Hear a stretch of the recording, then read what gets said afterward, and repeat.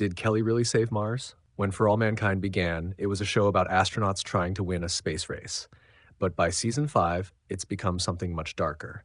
Now it's about survival, power, sacrifice, and one terrifying question: what happens when humanity expands into space, but brings all of Earth's greed with it?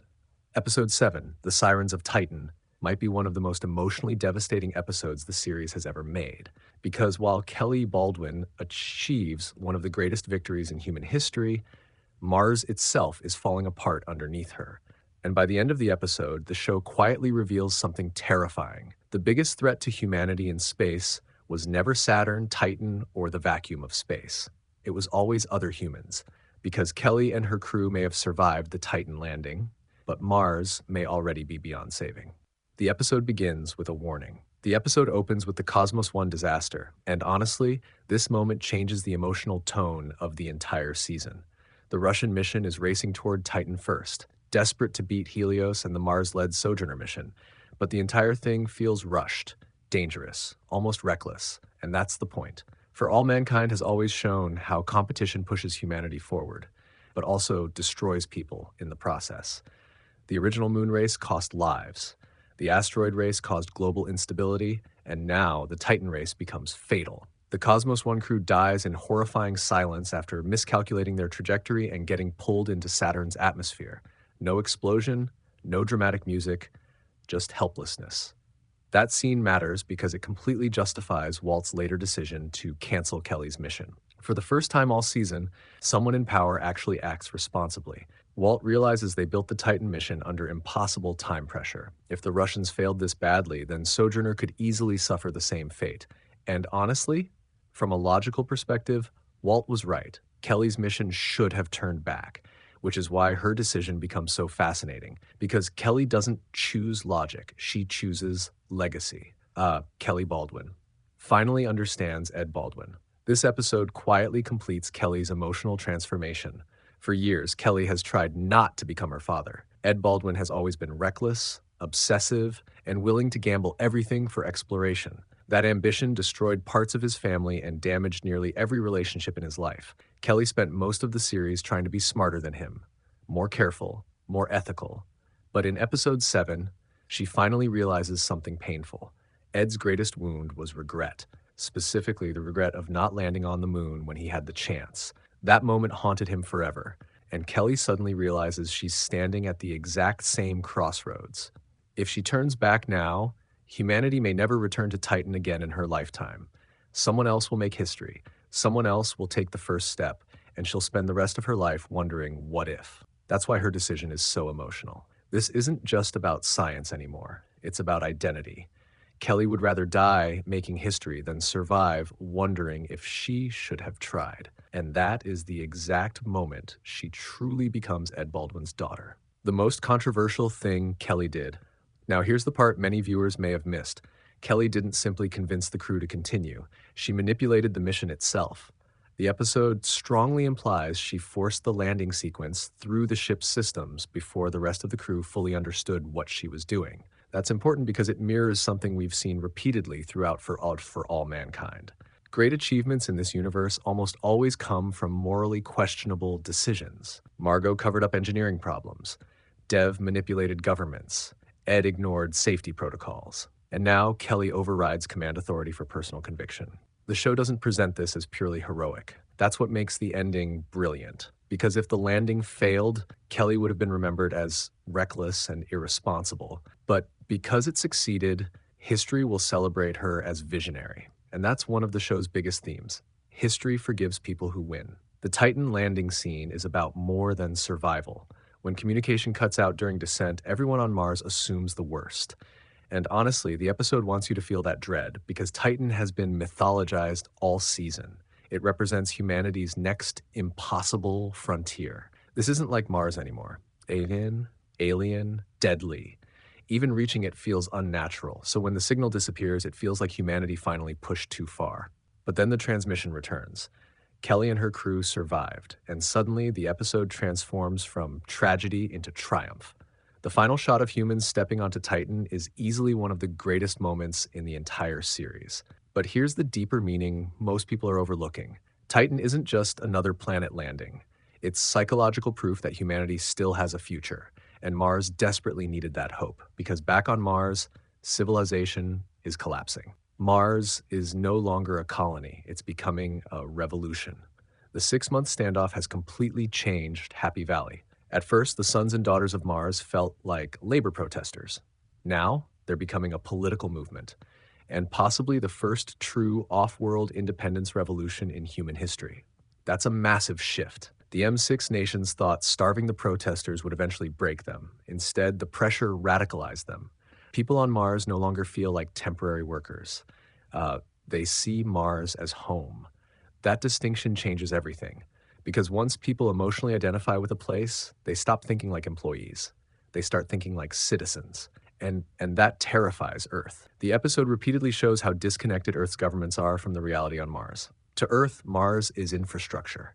To the colonists, Mars is life itself. That's why Miles refuses to surrender even after the food crisis becomes catastrophic. He understands something bigger is happening. If they back down now, Mars will always belong to corporations and Earth governments. But if they hold the line long enough, Mars could become independent forever. Aleda is secretly breaking down. One of the saddest parts of the episode is Aleda, because unlike the radicals on either side, she's trapped in the middle. She understands the protesters, but she also understands the impossible logistical nightmare of keeping Mars alive, and now she's exhausted. When she admits she signed the petition to return to Earth for her children, it hits hard. Because Aleda has spent years sacrificing herself for space exploration, and now she's finally questioning whether any of it was worth it. That moment matters because Aleda has always represented the human cost of ambition. Not astronauts, not billionaires, the engineers, the people who quietly keep everything functioning while powerful people chase glory. And now even she is losing faith, which makes Kelly's success even more important emotionally. Titan briefly reminds everyone why they came to space in the first place. Not for politics, not for profit, but for discovery. Dev Ayesa finally becomes the villain. Episode 7 finally removes all ambiguity about Dev. For years, For All Mankind treated him as morally complicated, visionary but flawed, idealistic but ruthless. Now, he crosses the line completely. Bombing the agro-domes is arguably the darkest thing the series has ever done, because it wasn't an accident. It was economic warfare against his own colony. Dev convinces himself he's making a necessary sacrifice, that destroying the crops will force the protesters to surrender and restore order. But the horrifying part is this: he never truly considers the people living there. To Dev, Mars is still a project, an equation, a system to optimize, and that's why he fails to predict something painfully human. People still try to live normal lives during disasters. Alex's birthday scene is one of the most tragic moments in the series. The birthday sequence is devastating because it briefly lets viewers forget the conflict. For a few minutes, Mars feels alive again. Teenagers dancing, friends laughing, young people trying to create happiness in a dying colony, and then the bombs hit. The scene is terrifying because it happens so suddenly. Glass shatters, pressure collapses, carbon dioxide floods the dome, and in seconds, celebration turns into mass death. The death of Gulsora is especially heartbreaking because she represents the future Mars was supposed to have, a generation actually born into this new world. That's why the bombing changes everything politically. Until now, Dev could justify his actions as strategic, but after innocent young people die, there's no moral defense left. And the episode subtly hints that even Dev realizes this, because Alex almost died too. And Alex is one of the few people Dev genuinely cares about. For the first time, Dev is forced to emotionally experience the consequences of his own ideology, not statistically, personally. Did Dev mean to kill people? Technically, no. But that almost makes it worse, because it proves how detached he's become. Dev assumed nobody would be inside the domes late at night, which means he planned a terrorist attack while barely understanding the actual lives of the colonists. That's the irony of Dev Ayesa. He claims to be building humanity's future, but he fundamentally fails to understand humanity itself. And I think episode 7 is setting up Dev's eventual downfall, not because he lacks intelligence, but because he lacks empathy. Every major leader in For All Mankind who loses empathy eventually self-destructs, and Dev is heading down that exact path. Why the Titan landing could change everything. Now here's where the episode becomes really interesting. Kelly's success may accidentally save the Mars revolution, because Titan changes the political equation entirely. Think about it. The Sojourner mission was built and launched from Mars, meaning Mars just achieved the greatest exploration victory in human history independently from Earth. That gives the colony enormous leverage. Suddenly, Mars isn't just a struggling outpost anymore.